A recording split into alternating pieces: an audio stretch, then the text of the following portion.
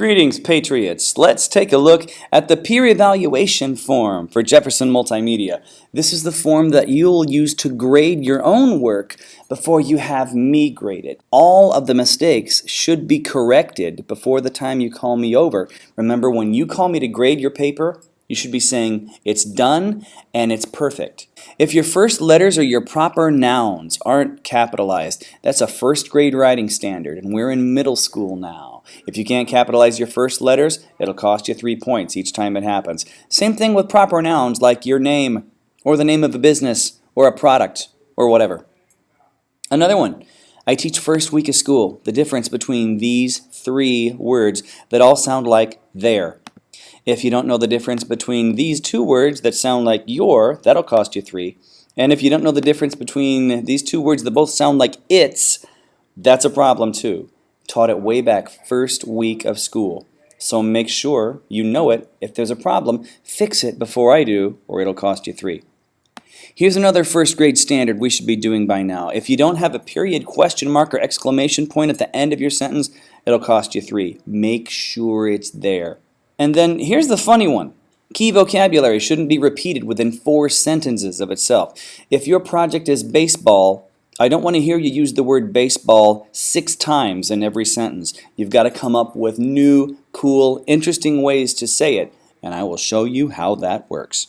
Let's move on to the proposal. Remember, this is the outline of what your entire video is going to be about.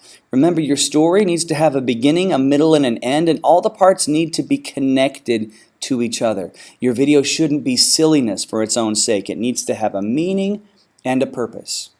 Grade yourself. Would you give yourself an A, B, a C, a D, or an F? You need an A or a B for me to take a peek at it. Next is your script. It should be easy to read, and it should follow the events from your outline. Don't change things when you go from your outline to your script. Keep it the same. It should also follow the script format. Remember, there's a video that shows you how that works. And the story should make sense. All the parts are connected. Grade yourself A, B, C, D, or F.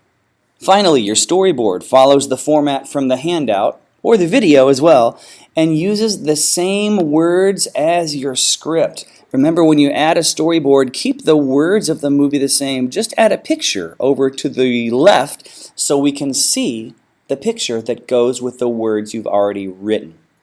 You want to break major events down into individual steps. If you've seen our library videos or if you've seen our homework video, remember someone doing their homework right here in the classroom, I broke down into 9 shots. Someone checking a book out of the library, I broke it down into 10 shots. First we see them walk in the room.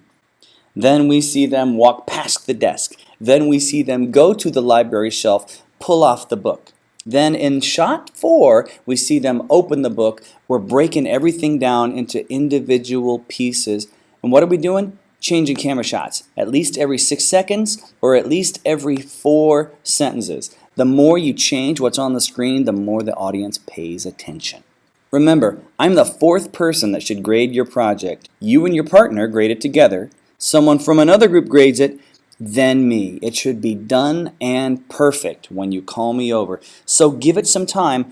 Find your own mistakes. Don't depend on the teacher to tell you what's wrong with your writing. You're smart enough that you should be able to figure it out on your own. Thanks. I'll see you later.